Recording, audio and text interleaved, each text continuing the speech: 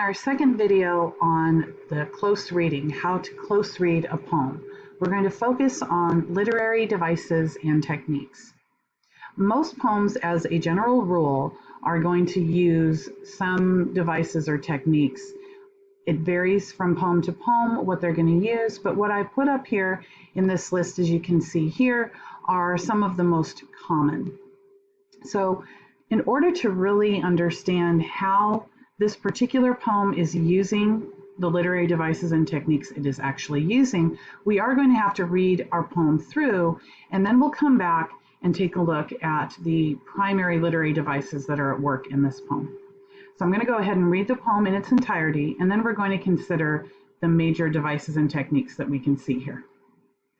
I want to write you a love poem as headlong as our creek after thaw, when we stand on its dangerous banks and watch it carry with it every twig, every dry leaf and branch in its path, every scruple, when we see it so swollen with runoff that even as we watch, we must grab each other and step back. We must grab each other or get our shoes soaked. We must grab each other. Now remember, in the previous video when I talked about structure, this poem has no punctuation. So I had to read it trying not to pause too much, because that's actually one of the things that's important about this poem. The absence of punctuation suggests that the flow of this poem, how we read this poem, is in one tumble, one rush, because technically this is one long sentence. It's a run-on. All of the words spill out one after the other, and that actually is going to have an impact on how we talk about the poem's overall meaning, and specifically the first literary device and technique I want to talk about, which is tone. Tone just refers to the general emotional attitude of a text, what kind of emotions the poem or the story wants us to feel. And with a poem that lacks punctuation, that has abrupt line breaks, the tone that we might be starting to pick up on here is one of urgency, of great emotion in general. And when we pay closer attention to some of the other literary devices and techniques that work in this poem, we're going to start to get an even greater sense of what the emotional energy of this poem really is. Now, I don't have it written here for literary devices and techniques, but word choice is also a very significant thing that you should pay attention to in any literary text that you look at, and especially with a poem, because every word matters in a poem. And so I'm going to talk about something kind of on the side for a moment that is connected to looking at the poem closely, but isn't itself a device or a technique. It's paying attention to each line and thinking about and asking yourself, what is the most important word or words in this line and why? Let me just quickly demonstrate what I mean by that, and then we'll come back to the literary devices and techniques. So the very first line is a 5-word line, I want to write you. Now, just as a kind of quick bit of, I guess, a clue is verbs. Always pay attention to verbs.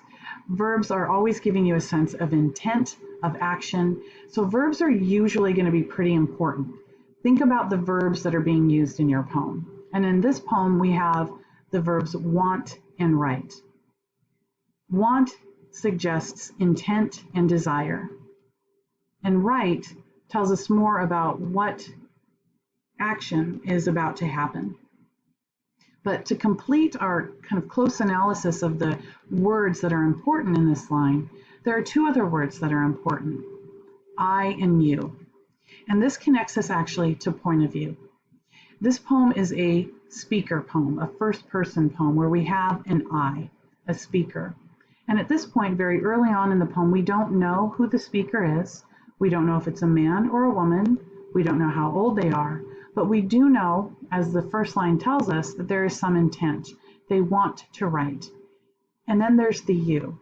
So this tells us that the speaker is thinking about someone specifically. There is an addressee, a you.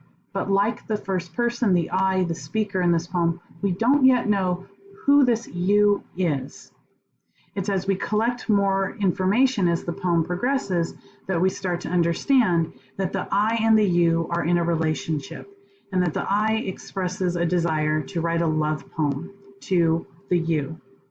And this actually brings us to another important literary device or technique that's being used in this poem, and that is a simile. As most of you know, similes are always indicated by the use of as or like. Here, the speaker is saying that they want to write a love poem as headlong as our creek after thaw. That's our basic initial simile.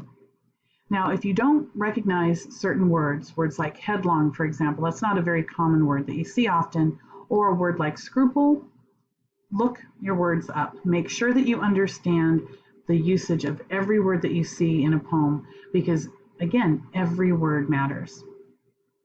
Now, what we're starting to see by identifying our simile here is that the overall intent of this poem is to do something pretty significant. The comparison of the poem to a creek in thaw is a pretty powerful one. If you think about it, there's a lot of imagery there. And as we get closer to looking at content in the next video, we'll talk some more about what this simile means.